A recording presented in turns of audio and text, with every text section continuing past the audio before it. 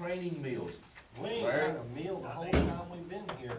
What are you talking about, man? I think they need to provide a meal for us. Gosh.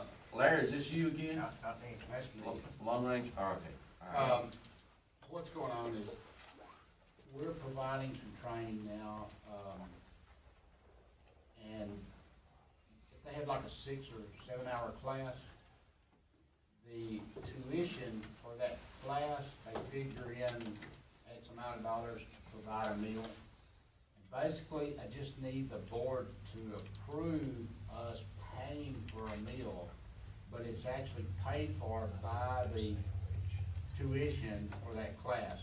But it's still going to be a check written to Maggio Pizza or whoever. Couldn't this just come out of a separate account? It can, but we still are going to have a check written to a food establishment, and we need the board to approve it, understand it, because we've got very tight reins on what we can spend money on as far as food. So if you can just do a resolution or whatever approving that we can pay for meals for training, then there won't be a. Wouldn't this go as a cost of goods sold and not payment? I mean, isn't this all, I'm just asking. But it's still a check written to, or some way, there's gonna be. Which is an expense.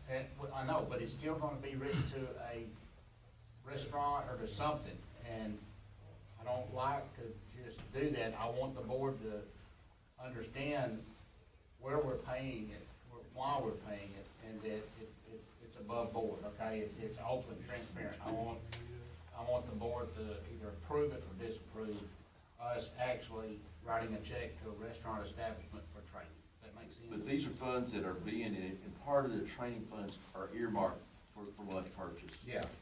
When they do the cost of tuition, they figure in the cost of the instructor and the infrastructure and the building, and that's gonna be in it also.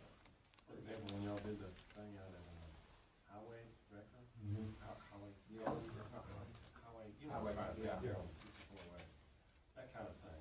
Yeah. Yes. Okay. The reason we brought this to you, a previous board had passed a resolution that we do not buy meals. So this is basically just to clarify, for the purposes of training, that we will allow that based on the fact that we have money coming in the program to override the cost. I guess it's just the So thing that there's- I'm trying to say is it's not really us purchasing meals. That is correct. It's not taxpayer money being used for this at all. Yeah.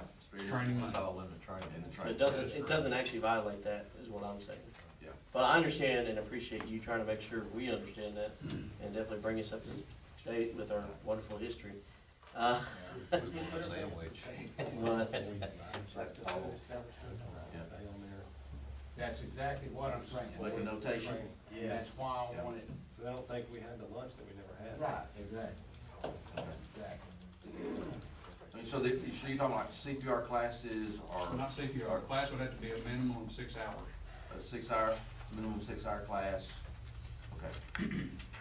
And so the funds did come from the individual people, funds come from ESG training funds, or Funds will come either from fire departments or from individuals.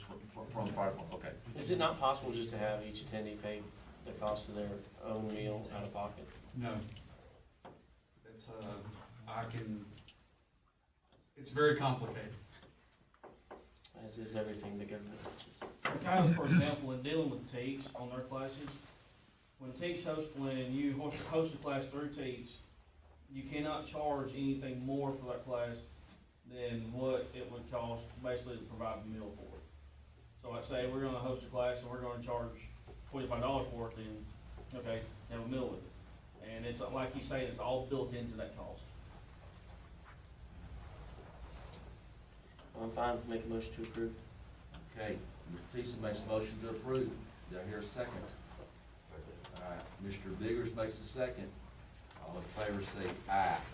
Aye.